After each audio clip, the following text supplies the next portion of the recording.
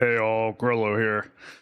Star Citizen Live just dropped their Q&A on crafting and base building. I'm pretty pumped for this one. Let's just dig right into it. Hello, everybody. We're back. Welcome to another episode of Star Citizen Live. I'm your host, Jared Huckabee. And if you've never seen Star Citizen Live before, lucky you.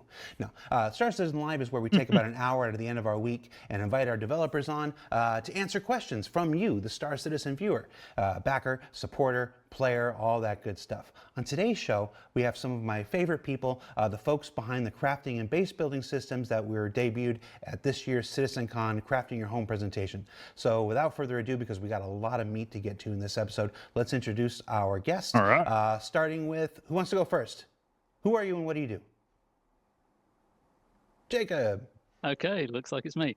Yeah. Hi, I'm Jacob, senior gameplay programmer on crafting, and yeah, I work on all kinds of gameplay systems, stuff like life support, salvage, are probably the things I'm best known for. But yeah, now working on crafting. All right. Who's next? Luke. Hey. So my name is Luc Gijsbertsen. I'm the lead environment artist on the EU locations team, and we are responsible for building the beautiful worlds that the beautiful gameplay systems from the other guys are you can play in. Okay. And Declan? Hello. Yeah, my name's Deck. I'm a system designer on base building crafting. And Torsten. Hi, I'm Torsten, lead systems designer for the core pillar I know this guy. gameplay system design team. And what's that do? Not personally. Basically, Designs that is pillars, clearly. Seen him a lot. yeah, it's no, it's the now we have the overarching system design team that is responsible for Squadron and Star Citizen system design team, or system designs, and yeah, that's my position. Good for you. All right. So as we are wont to do, we put up a Spectrum thread earlier this week to collect questions from our Star Citizens. People voted up which ones they wanted to see answered most. You four went through the thread and pulled the ones that were most applicable, that had answers that are in further stages of planning or ready to share with folks today. So if you are wondering, as with every episode of Star Citizen Live, why your show or a specific, or why your show episode question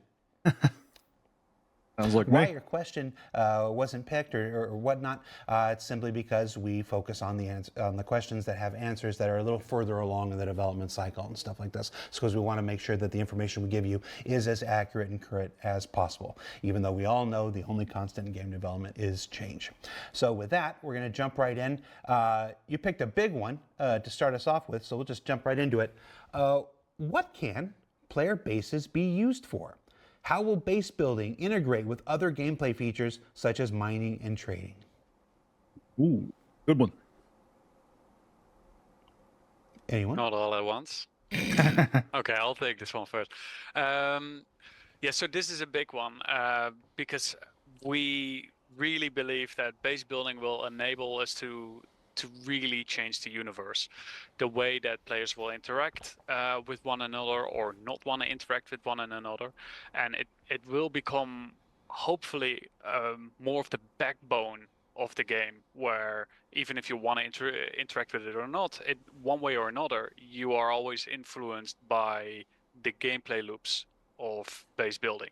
So for an example, maybe you're just a small miner and you want to just mine your resources and kind of ship that out and make a nice living out of that. Then for you it might actually be good to have a small little base close by the mining resources to more efficiently do your gathering of your resources and so on. And the cool thing with base building is that we're trying to keep the possibilities as open as possible, so that you can actually choose what you want to do with your bases yourself. So maybe you have these weird bases just tucked away in a universe where it's just like there's no electricity and you just use it to store away some of the stuff you found in the universe. Or maybe it is a more of a sprawling trading hub for you and your organization, or a base just built for the most efficient refining processes or such. Again, the guys know a little bit more about the specific processes, but from a visual perspective, what we're really trying to do is to just give you a beautiful base template that you then can let your imagination on loose and kind of use it the way you want to use it as a player, even though it might be very different than other players. I love what I'm hearing. I love them viewing base building as the backbone of the game. Like, that's absolutely the way we need to be looking at base building. Nothing is going to drive emergent gameplay and player engagement and the desire to participate in all these systems like base building will, because base building is how people lay their claim and affect the environment, and that is what's going to drive interest and sustain like that desire to keep coming back to the game day after day. And even like in his example, like if you're just a solo miner just out there kind of making your living, like I could see a world where you don't want to get involved in base building at all, but you're still influenced by base building. What I'm hoping is encouraged is things like my organization contracts you as a miner, and even if you don't want to belong to the Luminous organization, like we contract you, like we have standing offers, like, hey, if you want to mine for a good wage, good living, like here's where to bring your goods and drop them off. And like so I can imagine, like, as a solo miner out there, like instead of going up to an NPC station in space, you're finding that player organization ran base on a moon or a planet somewhere, and you're taking your goods there, you're delivering them, you're collecting your pay. Like I hope so much to see that kind of stuff going on. Yeah, I think you really hit on it there. It's very much a base can be used for whatever you want to use it for. That Nice. will provide options for you to do all kinds of stuff with it, and there should be, or is likely to be, relevant links into pretty much any kind of gameplay that you can think of. So we're Actually, adding to that, Go ahead. Adding to that, it's like it's a growing feature in addition to what we have already, right? So every gameplay loop that we have will be also have its representation in the not every, but most of the gameplay features that we have will probably have a representation in the base building aspect. And the bigger our game grows, the more features are introduced, they will also find a slot in the base, in your base.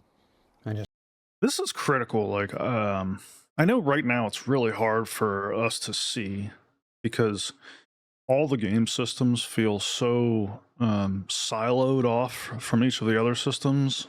Like the gameplay loops don't feel connected at all. At least for me. Like, if I want to go mine, like I'm in my mining ship and I'm collecting mining stuff, but that's it. After I'm done breaking my rocks, it's like, that's it. Well, I guess I'm just going to go sell it for credits. Same thing with salvage, cargo running. Like, you know, I can certainly see someday, like, mining and cargo will be very connected. Like, we can actually run a mining operation. We'd be putting, like, mining saddlebags on a cargo ship, and that thing could be taking them to a refinery, and then that could be taken to a crafting hub. And, you know, someday it's going to connect. That day's not today, and right now it still feels very disconnected. But the real power of like what he's talking about here is, like, when these systems do start to make their connections, like, there's so many systems that are going to connect in so many ways that like that's the secret sauce right behind, like, the emerging gameplay and stuff that we're all after. That's what's going to make this game magical.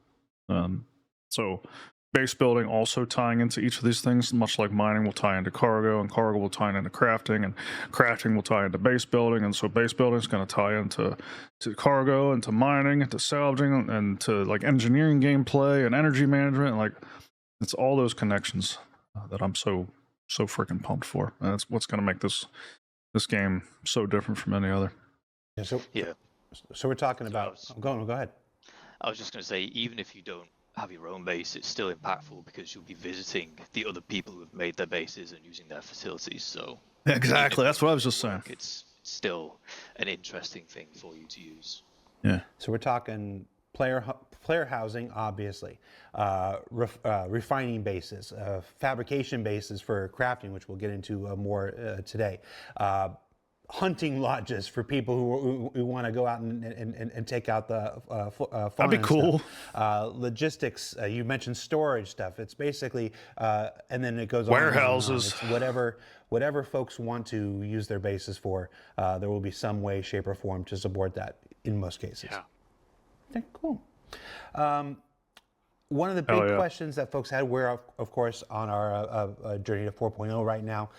Folks are watching the PTU for the next wave and release and the eventual publication of 4.0.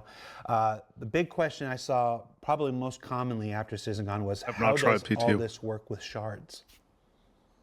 Yep, this is a big one indeed. I think I saw this asked 20 odd times. Ooh, so shards. The plan is that every base, every plot of land, every extraction pot will be visible across all the shards within a region. And then a lot of the functionality of the base will also be available across all the shards within a region. So if I make a base and I set up a shop, people on other shards can come visit and use my shop. The exception is going to be raiding and attacking a base. This can only occur on a single shard, and which shard that is dynamic based on the rule set. The easiest rule, as always, is the owner online. Then the raid can only occur on that owner's shard. This means that if I'm on another shard and I rock up with a gun and I shoot the base, it'll prompt me, you'll have to change shard in order to attack this base. This is interesting, but not surprising. This is how the personal hangars are working and so forth. This is also how other games are tackling this. PAX Day, for example, does the same thing where they'll have a tile. And if you're not familiar with PAX Day supports player building, very like Conan Exiles style, where you can kind of build your castles, your keeps, your shops, whatever you want to build. It's very free form building. PAX Day operates on the Unreal Engine 5, and so they have game servers associated with tiles, and players are building on these tiles. But as players pile into a tile, if the player count exceeds the capacity for the tile, they will shard just that tile. Anything built in that tile is replicated across all the tiles. So regardless of what tile you're on, you see the same buildings. You see, like, as people are changing the buildings, you see that in all tiles. So this is common for other games too. And especially while Star Citizen is in its infancy and we have all these shards that we otherwise might have, I'm glad they have a solution for this, because we certainly don't want the persistent entity thing where, like, I throw a can down and they log into a different server the next day and I don't see it there. Like, it sounds like this will solve that and really start to make it feel like a persistent universe even more than it has. So this is cool. Obviously, as shards increase, we see this less and less, but the advantage of that is that you'll never be in this scenario where your shard, you're not able to defend your base. You'll always be able to defend your base in this scenario. And if you're offline or there's a representation of your base in another shard, it's basically just a visual replica in those places. Yeah, but people can also still use it, so the shops will still be functioning, that kind of thing. It's just when it comes to attacking, it all has to occur on a single shard. Interesting. And I can already see half the comments already in response to that answer. There's still a road ahead between now and the release of base building and crafting. I promise you we will revisit this topic with more and more context on how that will work as server mission comes online and the technology continues to evolve.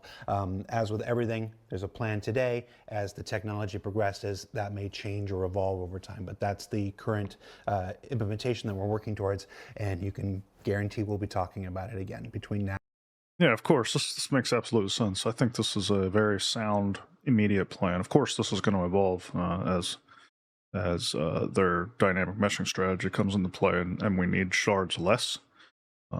But like building this technology now, I don't know that it will be useless even in the far future whenever dynamic meshing has reached its like maximum. Because as we've discussed in prior videos that I've put out, like dynamic server meshing is still going to have limits. Like if you pile enough people into a small enough area, even dynamic server meshing is eventually going to run into a situation where it cannot keep scaling. So I've long questioned like what CIG is going to do in those places. Right, as an engineer, I'm always thinking about the edge cases. So what happens when players intentionally try to break you by just piling in? Are you eventually going to hit a limit where you're like, sorry, nobody else can come into this area, and like as people are trying to cross that line, you just kind of button them out? Or do you take the PAX Day approach and you say, fine, if you guys really want to shove this many people into this small area, we're going to temporarily shard. That's what PAX Day does to solve this problem. So if they would go that way, then what they're describing right now will have long-lasting importance. So not only does it solve the immediate need before dynamic server meshing comes online, it could even be used in the far future to solve these extreme edge cases, even once we have dynamic server meshing. Now in the release. What will this look like in, well, so this is just a follow-up. So how will this look like in terms of offline rating and base defenses? Is there any aspect of this, if I just don't log in, is my stuff just always safe? Is there some decay timer? Good question. Is there some danger? How do you get rid of old decrepit bases? They're just Good question. Yeah, so if you are in the scenario where your base is in a lawless area and you haven't secured the planetary shield tech from the previous week's station warfare, then you are open to be raided whether you're online or offline. You can create your own defenses to deter that. You will be able to create your own shielding, which forces them into a ground assault, walls to delay the ground assault, turrets and such. And then it could be the case where they're raiding the base and they don't actually know what's available to loot. They don't know what's in your storage, so it would be wise to occasionally take your valuables out of the lawless area and haul them back to a more safer spot like Terra or Stanton. But if you find yourself open like that, you can be raided. Okay. I still don't like the planetary shield mini game. I like player constructed planetary shields. I do not like the kind of mini game they've described where orgs are competing for planetary, like a free indestructible planetary shield. We've discussed that in prior videos. If you haven't seen it, go back and watch my my reaction to Star Citizen 1.0. I talked about it pretty extensively there, and we also talked about it a lot in the comments on that video. So my opinion has not changed. I like how these first questions are all about how do I destroy and pillage other people's bases. Not about how do I live my life in these bases. How do these bases make my Of life course. better and more enjoyable? The first questions right off the bat are, how do I take it away from somebody else? Yeah. It's great. We spent so much love and work in order to make the most beautiful bases, and now we're talking all about just getting rid of it. Great. Yeah. On Discord last night, we were listening to an oldie but a goodie. Dennis Leary's song, I'm an Asshole. And there was a line in there that says, sometime that's not enough to keep a man like me happy or something. And he says, I have to go out and have fun at somebody else's expense. I'm like, man, all these years I've been listening to this song and I never really appreciated how applicable this song is to the general MMO population. Yeah, here we are. And that's, of course, like I said, the lawless systems like Pyro and stuff. Now, we did introduce, and you just mentioned the idea of planetary shields. What's our current plan for how those will work in high security systems versus low security systems? Yeah, so the plan is with planetary shield tech that if you have it, your base is immune to attack, your stuff cannot be stolen, and there's actually 2 layers of shielding going on here. You have a air shield, which prevents Thumbs down, bombardments, CIG. and Thumbs then you down. also have basically it hugs the building, so even if you go through the shield with a tank and try and shoot the building directly, it still won't take damage. So you're very, very, very safe when it comes to planetary shield tech. Okay, and that's the same for if I build it out in the fields of Hurston, or if I put it on somewhere in Pyro and I have the credits to maintain the shield. Correct. Yep. Gotcha. Clarify, I'm thumbs downing the planetary network that provides this, that there's no counterplay for. at least not once you've acquired it. I'm not thumbs downing player created planetary shield tech. I think that's awesome, amazing. I love that it's gonna like incentivize ground combat. But yeah, again, go watch the other video. Okay. I'll link that other video in the description below, by the way, in case you are interested in getting more of my perspective on that. Will mining extractors and other processors automatically eject boxes, allowing anyone to just tractor them away? Or will we have to eject them by hand? All right, I'll take this one. But there's a few things here. So there's lots of different crafting machines that do their processes a little differently, but most of them will have an internal buffer that lets them hold the results of their process Like we have until today. you're ready to pick them up. That being said, you can also have Makes them sense. directly put stuff in boxes as soon as it's ready. But if you're worried about people nicking it, you don't need to be so concerned because they'll be subject to the same sort of permissions as anything else in your base. So that's like, the mag lock that stops people stealing your chair will also stop them stealing your cargo boxes. Unless they have permission to move them, they'll be mag locked to the output grid. And we'll get Nice. into the maglocks here in a little bit. Yeah. There's going to be some machines that will be able to send their crafting results directly to your location storage, whether that be your hangar or a freight elevator or something. Nice. So there'll be options. Right. Although I'm not sure how I feel about mag locks protecting cargo crates, because if as a mercenary group I've actually breached your base security and I'm now in the room where these boxes are sitting, I think it would be weird if I couldn't steal them.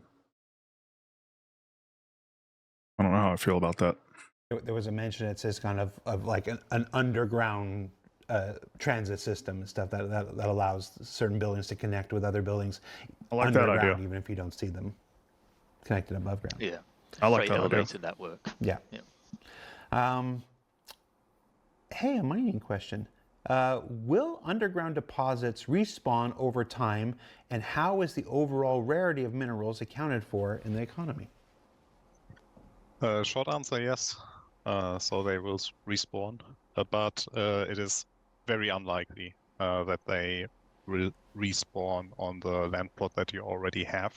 So if you already have a base, you already extracted it, every mineral that was below your extractor, it's very unlikely that the deposit will respawn. So what we want to see there is players more moving around in their bases and basically going through new locations and actually grabbing new resources. And to answer the economy part of that question, yes, that is a huge undertaking that we have to go through here, and that is like we really have to get certain resources out of the system, and the system being our game. And that means that we, as the system design team and everyone working on that, we really have to work closely with the economy team and make sure that even everything that we pull out of the system is meaningful, and then we create certain values for certain resources, because we really want to have a player-driven economy, and we want to have a healthy in-game economy that is driven by our game. And it's a challenge, but we are definitely motivated to resolve that and get that in a really good state. I'm excited by this question and the response, because I have felt for a while that especially rock ROC mining, I feel like the gameplay, I appreciate it as a tier 0 style gameplay, but it doesn't feel great to fly around a cargo ship, drop off a rock, have them mine 6 rocks off the ground, load them back up, move to the next location. That just doesn't feel as rich as I think mining ground mining operations could be. And so I'm really excited for base building and the big mining drills they've showed us to be kind of the next tier of that. And I would love to see ROC rock miners operating in tandem with these big drills on these areas of land so that it feels and looks more like a mining operation like you would see on Earth today, where like, you know, you have a long-standing mining operation where you got people going to work every day, and they're moving materials out of the earth, and they're loading them on these trucks, and the trucks are transporting them over to these other things, and you're refining and blah blah blah. I would love to see that kind of mining operation rather than, boop boop, pick up rocks, boop boop, pick up rocks. Like, I think it would be a lot more rich and engaging. So while I understand, like, it wouldn't respawn directly onto the drill, like, I would love to see ways of extending the operation so that, like, it's viable to be there, harvesting resources for an extended period of time. I think that would be really cool. So what? Go ahead. What you're talking about there is like the concept of resource sources and sinks, because having your extractor on your base is a source of resources until it's depleted. But then we need to make sure that there's also sinks for that resource in various gameplay loops, so that you don't just crafting, have right? inflation, essentially, of just a build-up of resources you can't do anything with. So yeah, that'll be a very careful balancing act. Yeah. In Torsten, answer, you mentioned something that I think maybe not a lot of folks have considered, this idea of having multiple or mobile bases. Obviously, folks with the land claims, and we'll talk about the land claims in a bit. You build your home. You might stake out your home. This is where I store my stuff and I decorate and all that stuff. But for industrial purposes, while you could certainly build that location up, then go out, gather stuff, bring it back, there is a gameplay style where you then instead create smaller mobile bases and move them around. Like a nomad. As you need to stuff like this. Yeah. Not So the you ship, can still have your term. static home base with your like first extractor, but at some point your deposit just runs empty, and that like you can still leave the extractor there if you like the look of it, but then like if you still like the area and you don't want to move away, you can just like disassemble the extractor and then like decide to, okay, let's buy a new plot or let's move to a new plot and actually find another resource there. So, and I understand it'll run empty, but I hope that takes a considerable amount of time, even if it means that the rate at which we are extracting materials is low. I hope that it gives us a reason to, like, as a group, like, stick around and operate for, I'd hope it's measured in days at least. I don't want to see us like put all this work in and then extract all the resources in a few hours. That wouldn't feel good to me personally. I'd love to hear your thoughts in the comments though. What do you think about my mining ideas? How do you think it should work differently? I'd love to hear about it. yeah. I think that leads into if you our want next. to stay. I think that leads into our next question really well. Can we deconstruct buildings, and how is this done? Yes, you can destruct. You can Yes. deconstruct your building.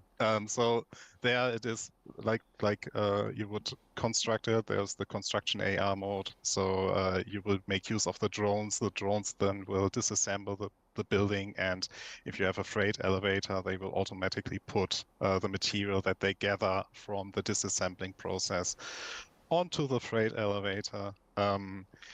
You will get some of the material back that you invested in building, but we will because it's just it's a gameplay mechanic, but it also makes sense, right? In the disassembling process, you will not get one-to-one what you invested. Makes sense. There is a loss of material in there. Every video game economy in the world has to have sinks, resource sinks. Now my worry is that like IKEA furniture, once you take that thing apart, does it go back together the same way? Or will it function worse? So we've talked a lot about Well, I guess actually the beauty of that is that it doesn't have to go back the same way. Once you take it apart, you can use those materials to make something else out of it.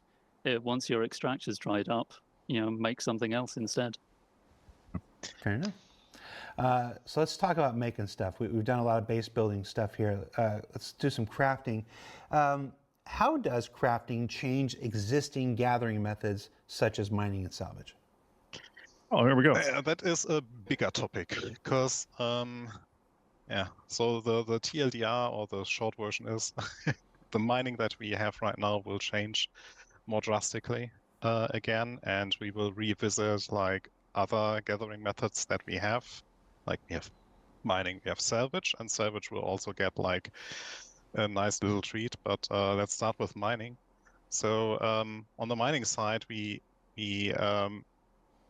basically have to, because of the quality that we add to the minables that you will now find, we talked about that, and we considered that, okay, with the mining system right now where we have multiple resources per rock, that doesn't make any sense, because you might want to look for quality instead of finding like a specific resource. So we want to make it easier for the player to actually look for the specific resources they need for the crafting processes. So we will basically split up or we break out the randomness in the minables that we currently have, but have bespoke minables. So we will find the copper rock, the iron rock, the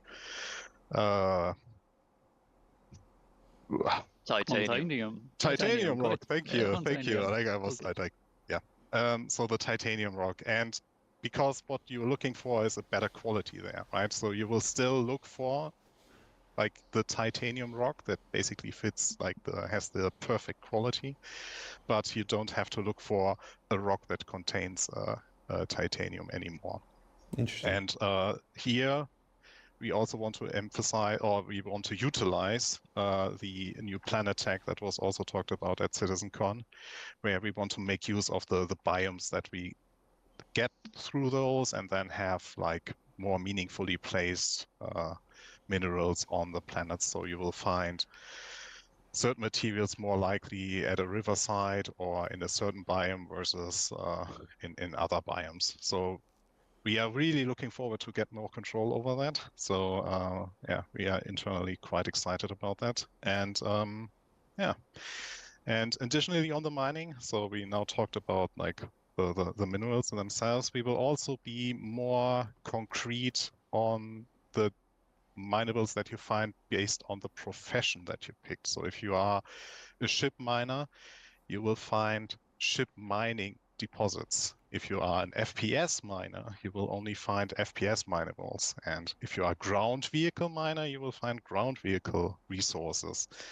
And if you want to use your ground extraction tool in your base, you will find specific materials there. So what I'm saying here is that we don't have the shared minerals anymore that we currently have between FPS and ground vehicle mining. We will have the hard cuts. So everything you will find in FPS mining, you will only find in FPS mining.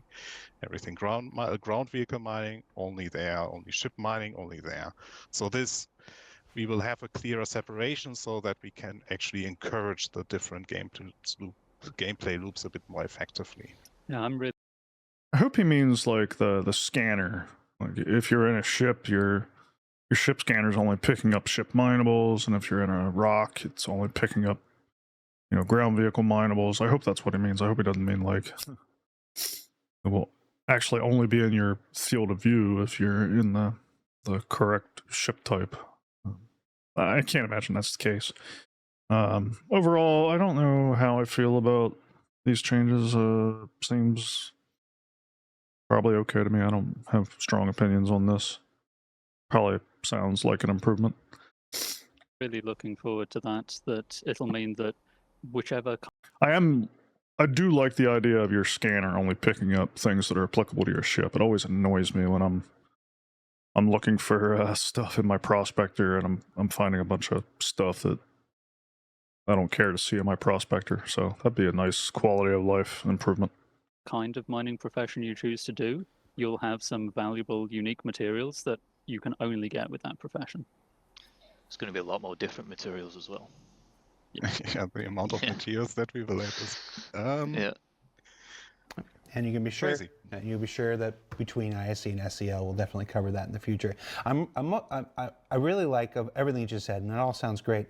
I like this idea of moving them to the biomes and making them biome specific and stuff, because while scanning will always be a part of the Star Citizen experience, and that will continue to evolve and get better.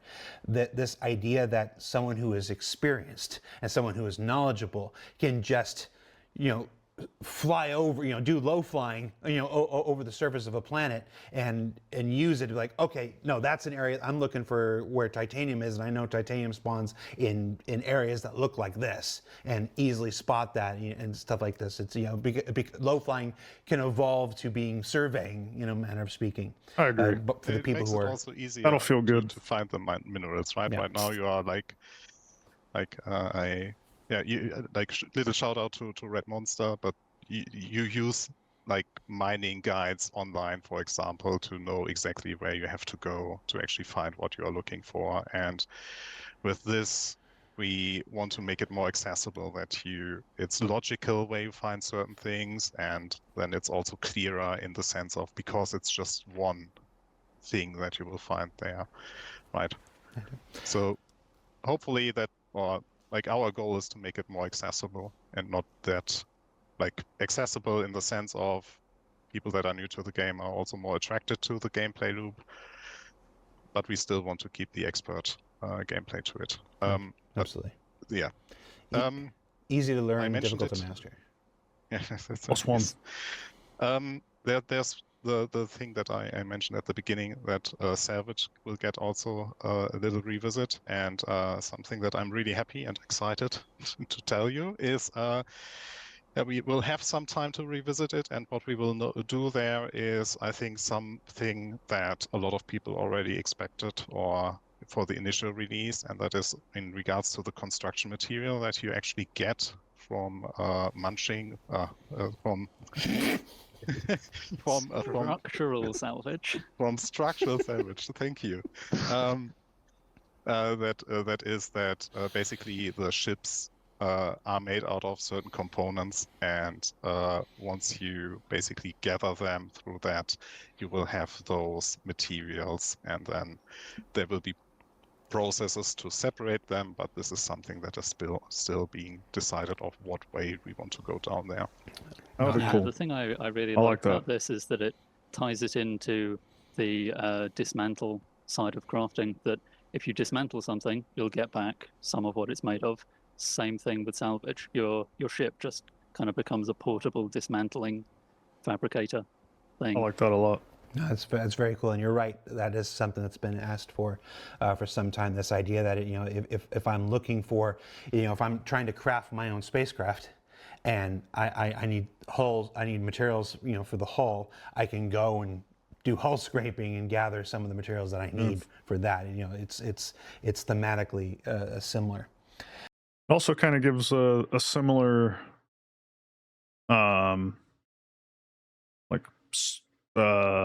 targeting like you would have in mining, like as they're describing mining now, where like if you are looking for certain types of materials, you might do research to determine like, well, what ships are high in that material. Maybe go target salvaging that type of thing. Yeah, I like that idea a lot. Yeah, but as an additional note, there will be some materials that you won't get back. So like in the crafting process, right? So you will use some materials in the crafting process that are, like, let's say, volatile or in some way exclusive. So if you would then structural salvage your recently crafted vehicle, you might get some of the material not back at all. Like if, for example, bad example, but for an example, if you used antimatter in the crafting process, you won't get that back. You will just get back aluminum or copper and stuff like that. But those exclusive Makes sense. materials you won't get back in the reverse process of crafting. Gotcha.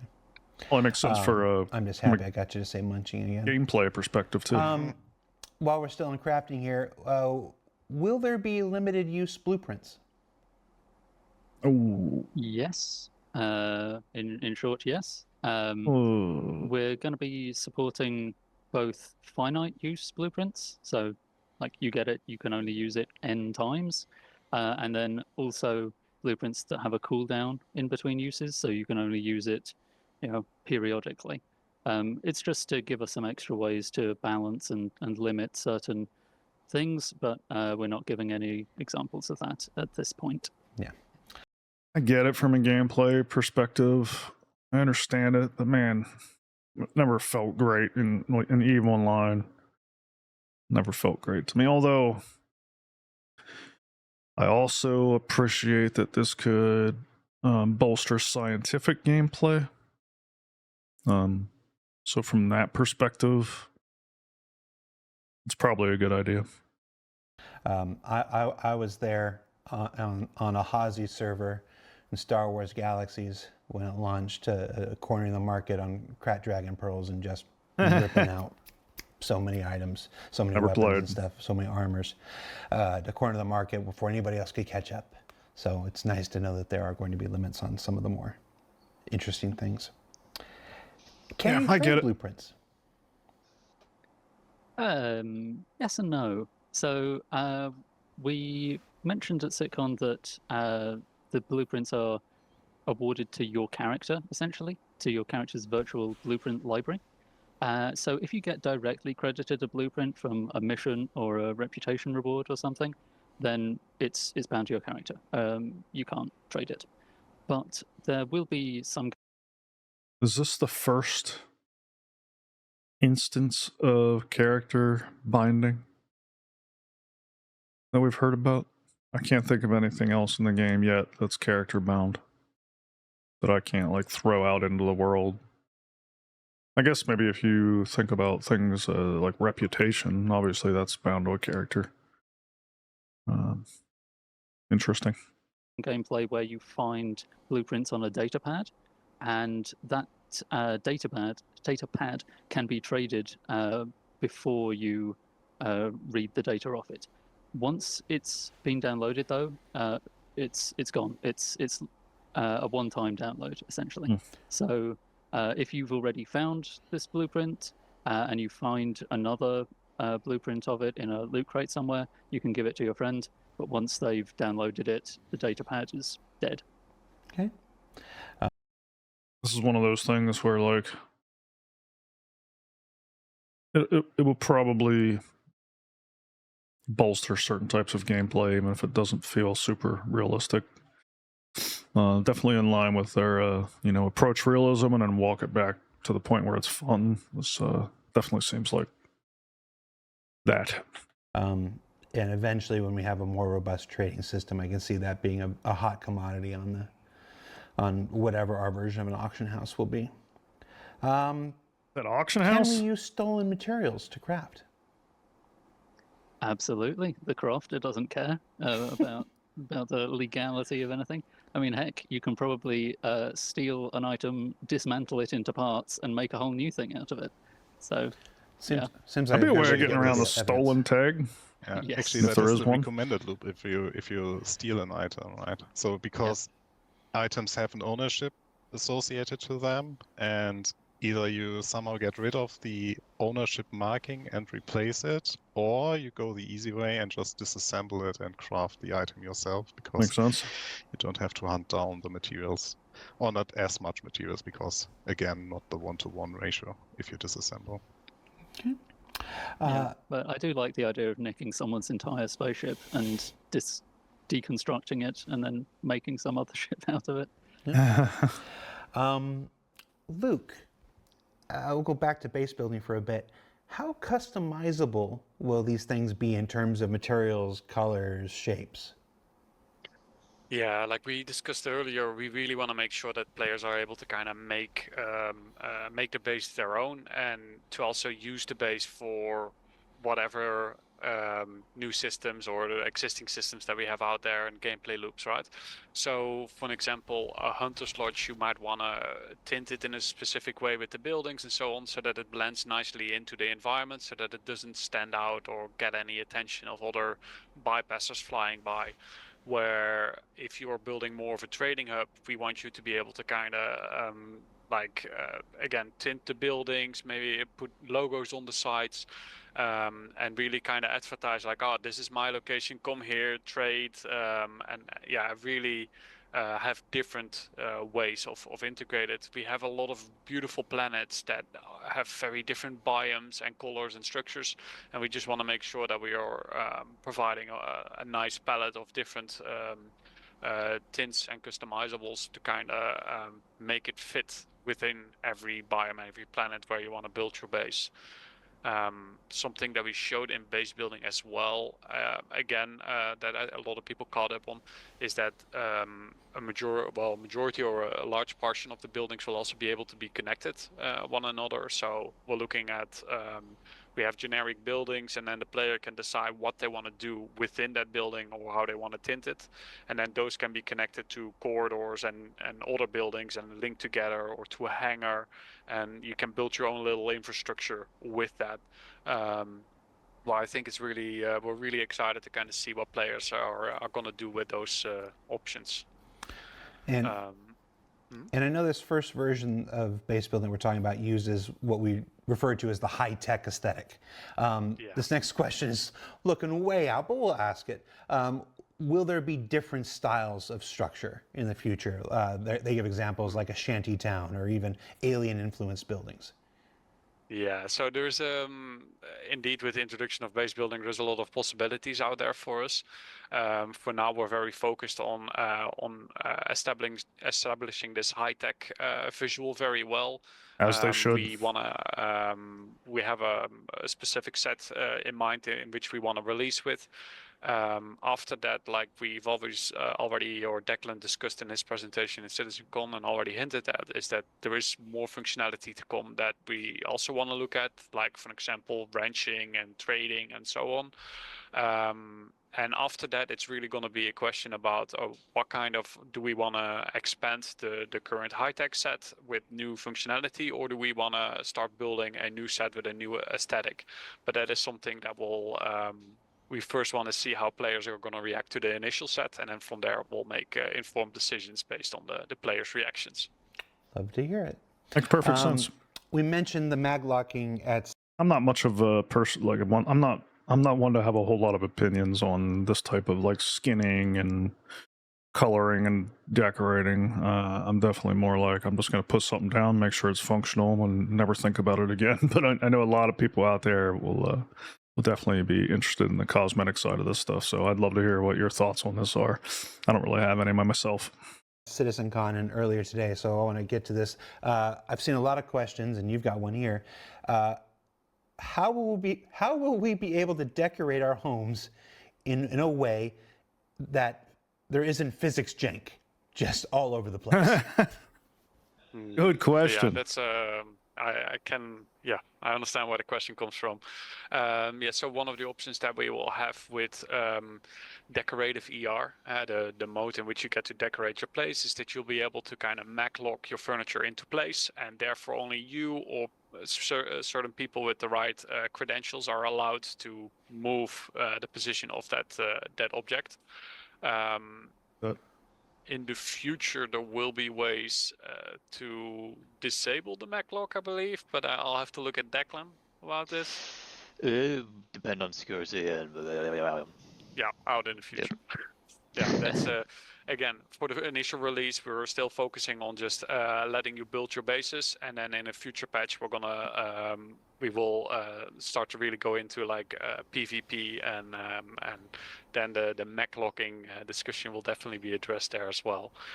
For now, we just want to make sure that people get to create their bases, and that they have a possibility to just have a little bit of a safeguard with the beautiful things that they've collected over the universe and how they want to put them down. And one of the IDs that we were also playing with, and we'll hope that maybe some players are daring enough to try it out, is perhaps have a ship trading base, and where you have your specific showroom ships there or something.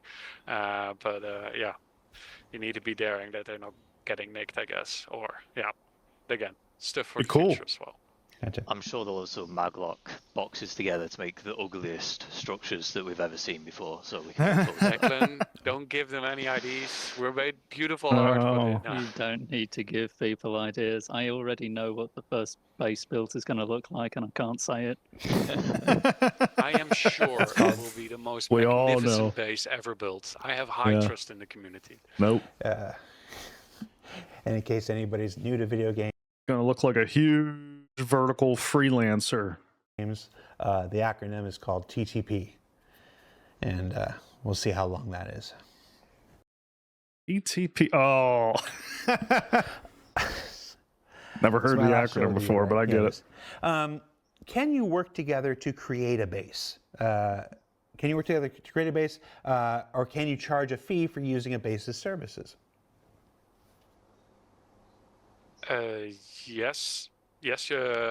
Again, we're trying to make it very dynamic and open so that different bases can cater to different players and different player experiences. So you'll be able to build small bases and maybe even slightly larger bases, but it might take a while by yourself. And then, of course, you can just team up and you can, together with a friend, really quickly build a smaller base or really start to try. I'm still laughing about to, TTP. literally take things to the moon in the Oh, future. man. But you'll be able to build larger structures. Will be recommended to do that in groups. I think I saw some people discussing whether they would be able to sell services on their base, though. They and will. that's, yeah, I think that'll be pretty cool that you can build up some infrastructure and have people pay to use it. Okay, when you say sell services, my mind went to a different place. What are you talking about? I'm talking about, I've built Jared, some really stop. high-tier crafting machines, and I'm just gonna let people come to my base and craft stuff with the best machines. Yeah, that's definitely For, what I was for a thinking. price. It's definitely What what were I you was thinking? I'm thinking, let's move to the next question. I'm just very We're excited off the rails to just here. like I used to be a little bit of a miner myself, and I can't wait for people just to kind of figure out like, oh, I got my little base here. I'm mining my own resources, and now I'm gonna start shipping it to like Declan's base, his base is all about refining, for an example. And I go and I use his services there, and I get my valuables refined, and then I'll sell it at Jacob, who is building his base. And then over the weeks and months that I'm playing my loop and doing my adventures, I can actually see Jacob's base expanding, and I can see how my involvement has a tangible impact in the universe. This is what I'm talking about. This is what's gonna drive that engagement and that connection to the game. Like, it's what's gonna keep me coming back. That's why base building's at the core of everything. Very You've cool. also made some money, which is quite good. True. And maybe Yeah. even made some friends. And meet new people by selling them stuff. Right? Next question. Can you spawn in your base or group bedlog? Group bedlog. Now we're back to the services I was thinking about. Jesus. Yeah. Yes, but so you need the proper building for that. So right now the intention is that if you have a med bed Need a or if license you for have a that. hospital area in your base, you can use the imprint system there and then use this as your gathering point as the group. Okay. Declan, Hello. sit up. Okay. Yeah, bases in caves or asteroids? I would like to apologise to all the goblins out there, but it's not on the roadmap right now. Okay. Well, we had to get to at least one question where Asteroids would have been it cool. wasn't something we were doing. Let's see. Can we start a build using our drones from something like the Starlancer, then leave? Yeah, again, a yes answer. Yes, you can. So once you set the building in motion, you can go on, carry on, log off, and the drone will basically do its job, and while you're offline. And if the build finishes, the drone will then try to get back to its host or its mothership and if the mothership or the host is not around anymore, it will self-destruct. And yeah, you need to get a new drone afterwards, but you will get a replacement by, if you used your Starlancer, for example, by simply repairing the Starlancer, and then you get it replaced by this process. Okay, I'm going to ask a question here because I'm thinking about this. Obviously, either with the time it takes to build a base is not going to be instantaneous, and we're not going to talk about the time now. That'll be a thing that's determined over playtesting and further development and stuff. But in that time, with your drones swirling around or whatever, what happens when people try to park their Idris right where you're trying to build a base? Like, you've started, it was a flat parcel of land, you've started the process, it was yours, and then you started it, you've set your drones, like you said, you've logged out, and 5 minutes after you log out, somebody parks their Idris there. So They won't be there able is to. still, yeah, Yeah. in short, that's not going to be possible because there's, I think we mentioned it briefly in the sitcom presentation that it's a physicalized hologram. That the intended place of a building will be physically barriered. move. I Good don't know move. if you want to call it a force field or something, but just, yeah, you can't park there because it's under construction. Makes sense. Gotcha. Yeah, correct. I like that. That's cool. I think I missed that. Let's go all the way to the end here. Where can space stations be built? And will there be smaller scale stations for smaller groups? So there isn't plans at the moment for small scale space stations, and there will be some limitations on where you can build a space station, but you're not limited to just in orbit around a planet. You can build it way out in the depths of space and have That's it well cool. hidden for whatever you want to hide it for. That's cool. Yeah. So yeah, Glad to hear that. largely anywhere, but there will be limitations. Yeah. I want to clarify. Yeah, I'm assuming you cannot build it inside of a wormhole, like halfway through a jump point. I'm assuming you will not be able to build them in between solar systems.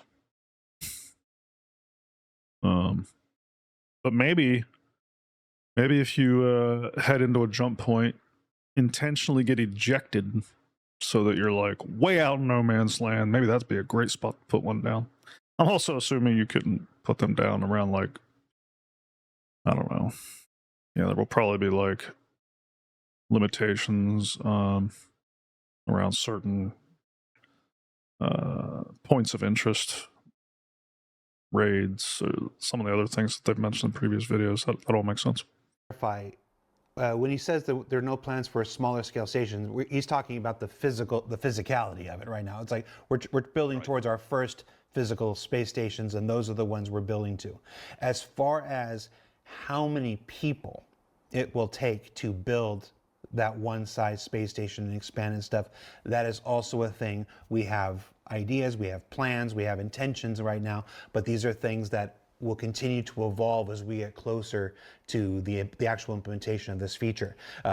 It's one of those things where, and if you've watched Star Citizen Live, ISC, listened to any of these developer interviews for any amount of time, this is one of the only constants besides change, and that's that we have to remain open to better ideas, more ideas, different discoveries about what the tech will allow us and stuff like this. What's actually fun? We may have this idea that it takes this much, then we find out, well, this is actually where it's fun and stuff.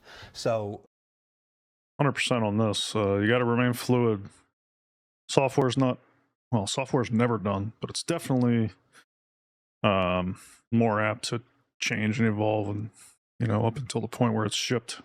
Now, I have not seen this video. I have not watched any other reactions or anything. This is my first time watching this, but I have heard just in the Discord comments that some other people have expressed concerns around this fluidity, or like things not being nailed down exactly yet. Like, I don't get that. I think it makes total sense. Like, you only want to be kind of hardening so many things at one time, and everything else has to remain kind of fluid around those things that are being nailed down. Like you can't be nailing down everything all at once. It's kind of like whenever you're assembling that IKEA furniture they talked about before, right? And you're tightening the screws on the thing.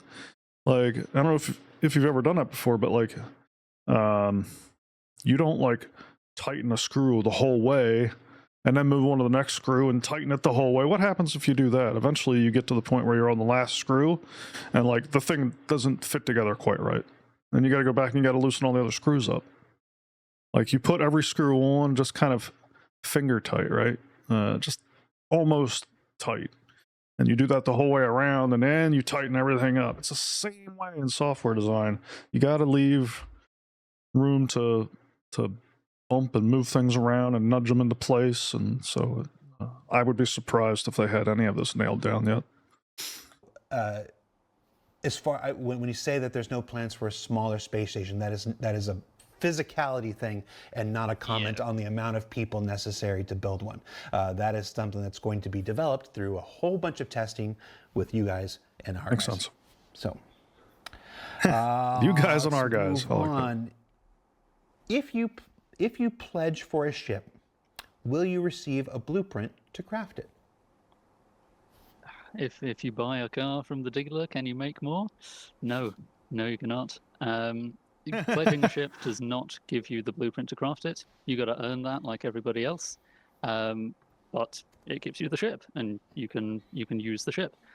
Like I said at SitCon, though, once you've got a ship, however you got it, whether you pledged for it or got it in game or nicked it or something, you will be able to upgrade it.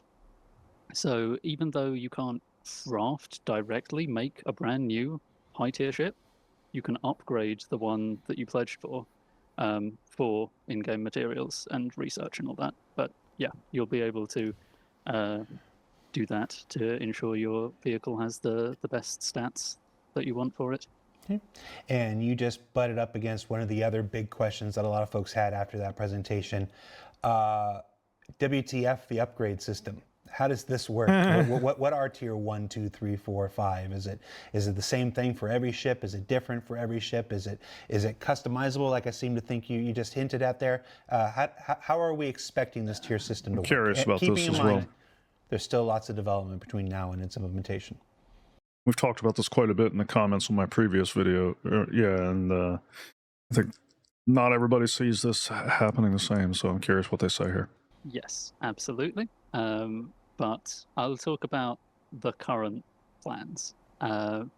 So first of all, there's different kinds of blueprint, and most of them will be upgradable through research. Different kinds of blueprint will get different benefits. Science gameplay. Nice. From researching them. So like a refining blueprint will get more efficient. So you get a better yield of refined goods for raw input. Or like a repair blueprint might be able to repair a little bit more effectively, stuff like that. But the one that everyone's probably asking about is the creation blueprint, which lets you make new stuff. And a higher tier one of those will let you craft the higher tier of the relevant item. So let's say you've already got the tier 1 blueprint for a gun, and it has stats like fire rate and recoil. You'll be able to see on the crafting UI the stat range for those stat types. And the exact value that you get when you actually make the gun will be dependent on the quality of the resources that you put in. When you upgrade the blueprint to tier 2, you'll see the tier 2 version of the gun, and those stat ranges will be shifted. So it'll have a higher top end and a higher low end as well. It'll be on average better, but the actual number that you get is still dependent on the quality of the materials you put in. Of course, the higher tier blueprints also need you to bring more advanced materials to them. And yeah, related to that is that these blueprints have aspects, we call them. It's kind of like parts of the product, so like the barrel of a gun or the grip of the gun or something like that, which will influence different stats of the item. So if you put materials into the grip part of the gun, the quality of those materials might impact the recoil, but it's not going to impact the rate of fire.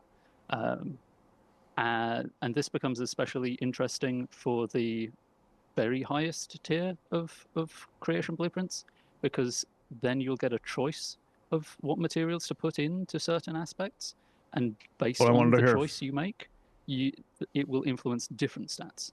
So you might be able to choose between improving the recoil or the reload speed, depending on which material you put in. That's what I wanted to hear. A lot of this discussion we were having was around my reaction to one of the recent IAEs where they were talking about the changes to master modes and the flight model. And one of the questions I had coming out of that was like, because they were saying about how crafting could influence like the velocity at which your ship moved and kind of bring that high-speed gameplay in. And the question I had was, well, like, if just upgrading the tier of your ship increases your max SCM speed, why wouldn't everybody want the highest tier ship? Like, it just seemed to me like you would just be moving the speed up for everybody, because everybody's eventually going to work towards the highest tier ship. I mean, that's kind of the progression they're putting in the game. But what I'm hearing here is that choices will need to be made, and that's exactly what I wanted to hear. That solves the conundrum in my mind, because now it is a choice. Like, maybe I want to be tankier, maybe I want to be, have more agility or better scanning, or so. In my mind, then not every ship will be operating with like the same velocity or the same whatever. So fantastic. Great question. Good response. Interesting. Yeah, and then I guess the only other kind of blueprint that's interesting for upgrade is the upgrade blueprint itself, because research and upgrade blueprints are not quite the same thing. But if you use an upgrade blueprint to increase the tier of an existing item, none of the existing stats or materials on that item matter anymore. It's just the new materials that you put in for the upgrade will affect the stats. And the important reason for this is so that whether you craft an item straight at tier 3 or craft it at tier 1 and then upgrade to tier 2 and then upgrade to tier 3, the resulting item will be the same if you use the same materials. So you can't skip a step if you need, if you have the blueprint and if you have the creation blueprint, you can skip, and you skip straight to whatever tier you want. The upgrade basically only exists if you already have the item and you don't want to spend all of the resources to make a whole nother copy of it. You just want to spend the smaller amount of resources necessary to turn it into the higher tier one. And that upgrade blueprint, I assume one of the ingredients is the original item. Yes. Guys, and so you were speaking. You're speaking primarily of guns and items, but this system, one would assume, is also applicable to the ships as well. Yep, absolutely. And not only ships, also ship components. Components. It's like something that we really want to make sure is that. I hadn't even considered that. That's awesome.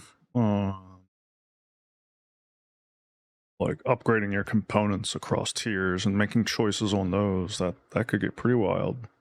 We don't want you to go through the process of, because you crafted your tier 1 item, you then have to disassemble it to just craft a tier 2 item, right? So that is like nonsense. So we really want to enable players to have their item and then use the upgrade to actually still have the item, but then the better version of that. So extrapolating this out here, if you take something like an Aurora, let's start just with a base level here, and you have now upgraded the hull to stage 5 or tier 5, where you've now used specific materials to customize specific elements and stats of that hull. And then you've done the same with the weapons, and you've customized the weapons up to tier 5 with certain materials to benefit certain things. And you've done the same thing with the components to custom up to tier 5 to customize certain attributes. You can have an Aurora that is dramatically different than David's Aurora or Pete's Aurora or something. It's like, absolutely. This is where we start to see the differential between not just individual ship models, but within the ship model itself. And when some decisions are made that affect the baseline of a ship, the one that folks can buy in Astro Armada or whatnot, and so those decisions don't happen in a vacuum. They have to be accounted for. Also, the potential upgrade path that is coming with crafting and stuff like this. And if a ship is in a certain way where you're like, well, I'm not really a fan of it in its base configuration, but through time and effort on the player's behalf, maybe you can take a ship that you weren't totally happy with and now make it to something that becomes your daily driver.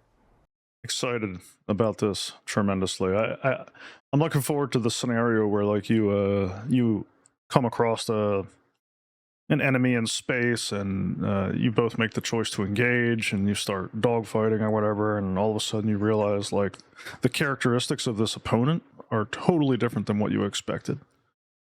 That's gonna be really cool. Yeah, this calls back to the heavy balancing effort that Torsten was talking about earlier.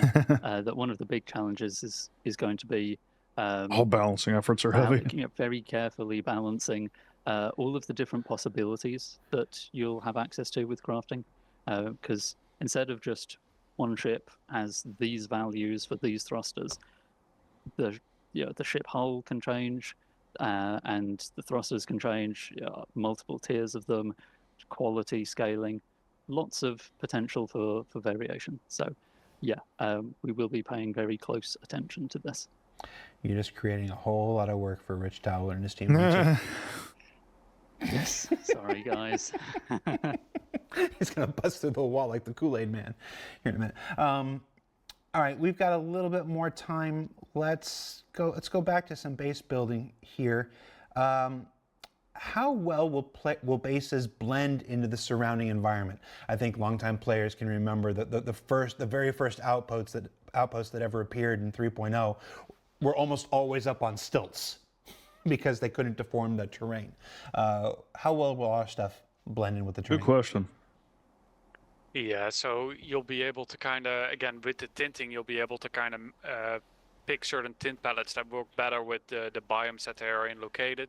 You can also put buildings around trees and stuff. If you put the building on top of the trees, it will get rid of the trees, but with the nice precision placement mode through the construction ER mode, you'll be able to find a nice position and to kind of get some trees to maybe cover a little bit of your building as well.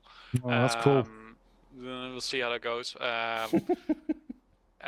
Because we also have the construction drones that need to fly in and out, so we'll have to we're taking those things in account, but you'll be able to kind of blend it in pretty well if you want. And additionally, we'll have some buildings that actually will be able to kind of reduce the signature of your base as well, to kind of further kind of hide your base if you want to, or in the other way, like really make it stand out in the base, in the environment. But yes, the idea is that we will have different tint palettes that fit with the different biomes that can be found on the planets.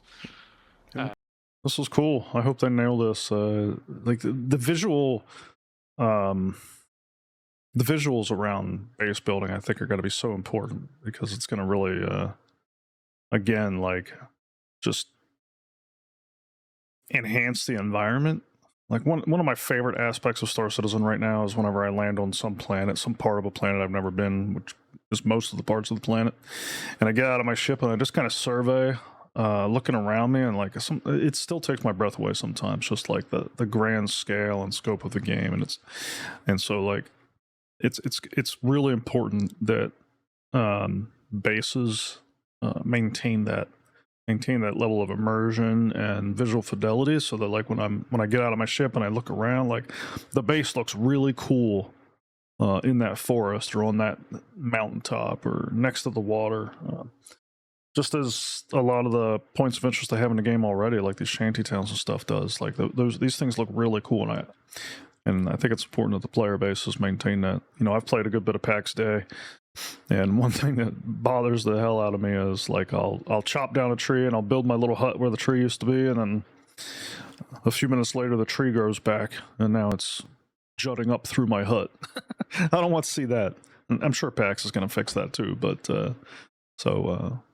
but like that stuff's not a foregone conclusion. Like these guys got to put in the effort to make that not be the case. So yeah, +1.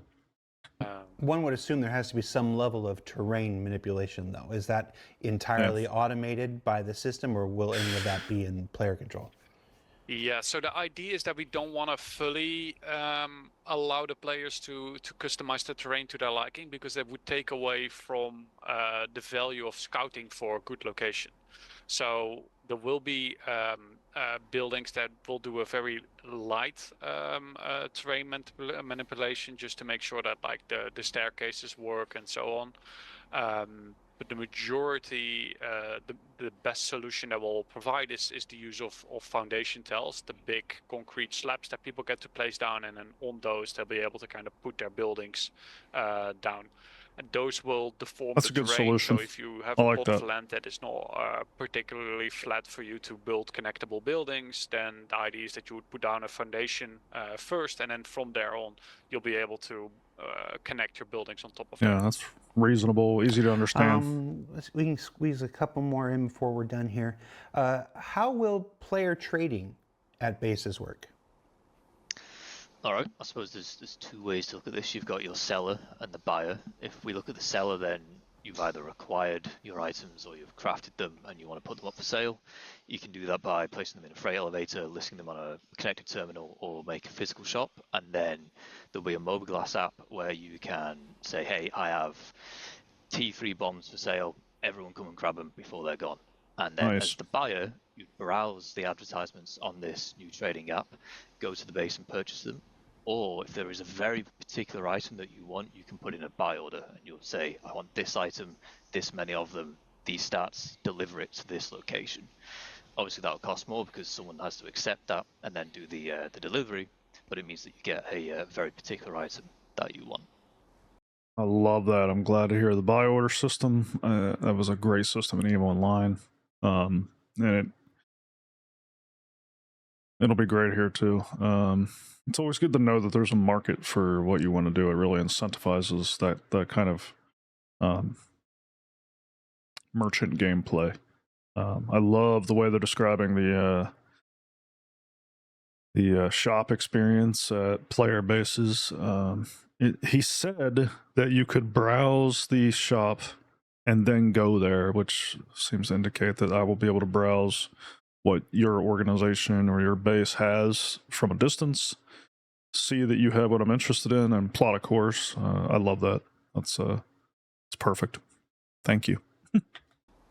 Okay, so it sounds like base one of the major components of base building will be this this next major step forward in player trading that folks have been waiting for. Like right now, there isn't a super easy system for of I'm going to give you this and you give me, credits in return.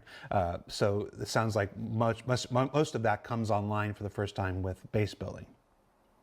Yeah, and it'll be interesting to see actually the spread between like local shops and people who band together to make like big market bases where it's shared and hundreds of people can come and sell their stuff. Yeah, and that's not to say that obviously we've got Mode Trader app for mobiGlas and stuff. That's not to say that this comes out before that comes out. It's just as far as I'm aware, speaking in this moment right here, there's this, and I'm not up to date on the release of additional Mode Trader apps. So I'm not. I haven't heard. I must have missed something where they talk more about the additional Mode Trader apps, or maybe I saw it and I've since forgotten about it. I'd love to hear what that's all about. And one comes before the other. I'm just Drop a comment. speaking with what I know. Last question. Last question. We can let you all enjoy your weekend. When the Pioneer was first introduced in 2017, it was alongside it was this idea of land claims. Oh, yeah. And for every time the Pioneers come back into the pledge store, it's come back alongside land claims. In this year's IAE, it was brought back to the store without the land claims. That's led some people to speculate that land claims are gone or they're not a part of the design anymore. I'm going to say right now, they are. They are. Let's talk about what our current thinking is, what our current plan is, what our current intention for how land claims are supposed to work. Good one. And keep in mind that, like everything else, there's a period of time between now and when this is implemented, and we reserve the right to have any better ideas that come along. We reserve the right to look at what you've said on Reddit and Spectrum and everywhere else on YouTube comments and have that inspire better ideas. So while these things may change, let's talk about what the current plan for implementation is for land claims. Please also reserve the right to disagree with us. Yeah, so there's a lot here. I'll kind of walk through just plots of land in general, and then we'll talk about how the land claim beacons fall into that. So when you go to acquire a plot of land to build on, there's a couple of choices you need to make straight off the bat. We have a general plot, which allows you to build anything, and then there are prospecting plots, which are a little bit smaller, they're cheaper, and they're more geared towards mining. You'll see a square layered on the terrain, and that's basically your current selected plot of land. You can grab a face of it, make it a rectangle, make it into a bigger square, and this is you selecting the surface area that you want, and the cost scales up with the surface area. If you were to purchase a 1 by 1 kilometer and then another 1 by 1 kilometer, it would actually be more expensive because the cost will take into account the total surface area you own on the planet.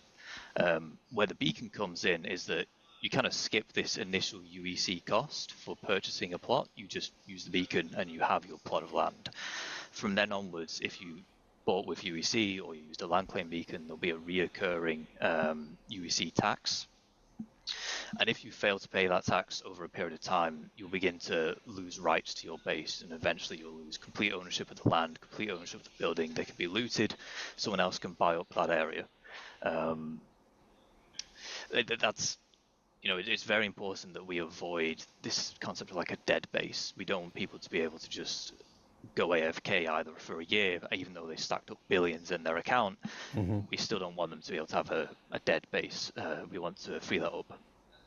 For the Plus 100, I talked about this just in the video that I put out yesterday, where we were talking about funding and incentivization around shipping this game. But the one thing I mentioned as far as like ideas for funding was land taxes, but land taxes from IRL funds specifically to combat the dead base phenomenon. I definitely don't want that. That would be a huge detractor from the game.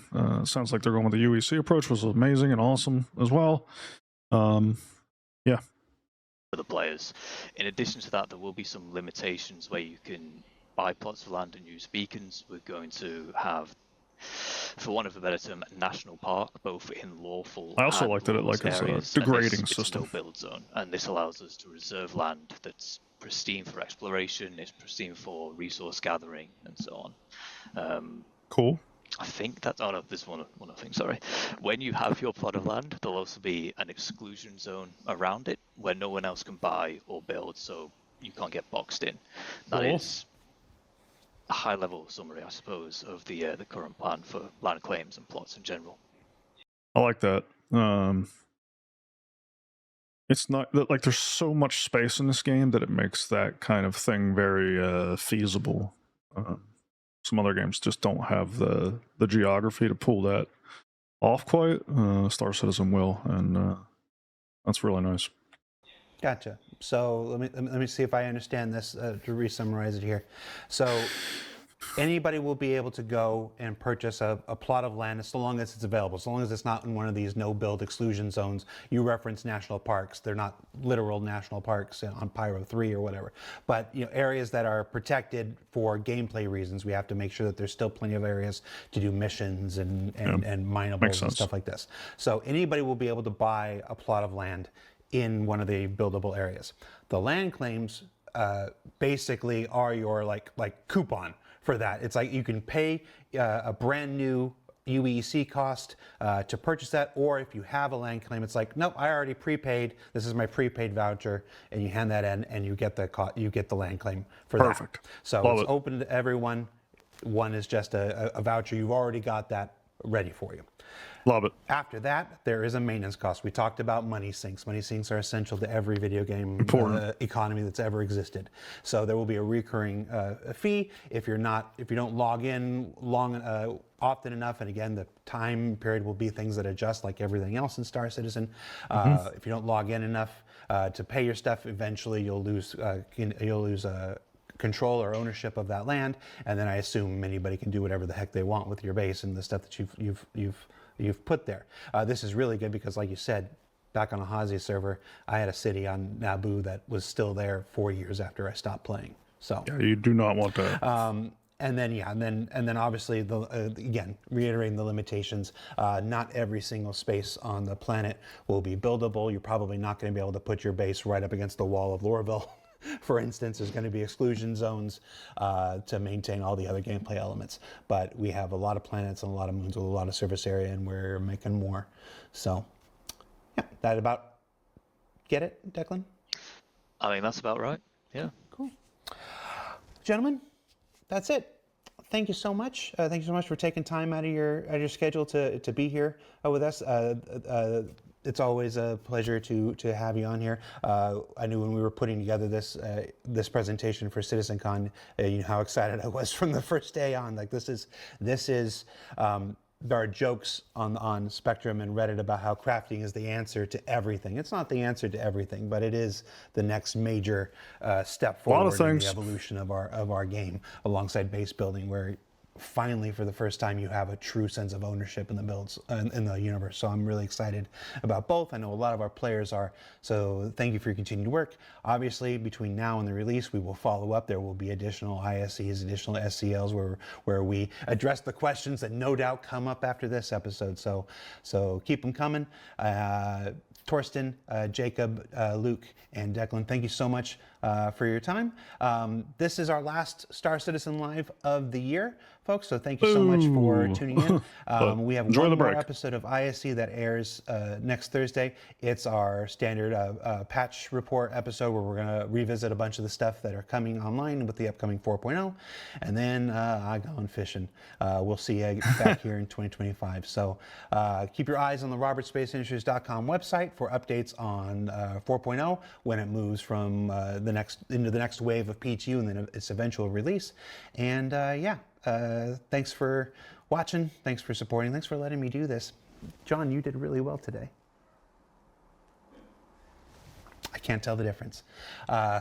Be nice to each other. We'll see you next year, everybody. Take care.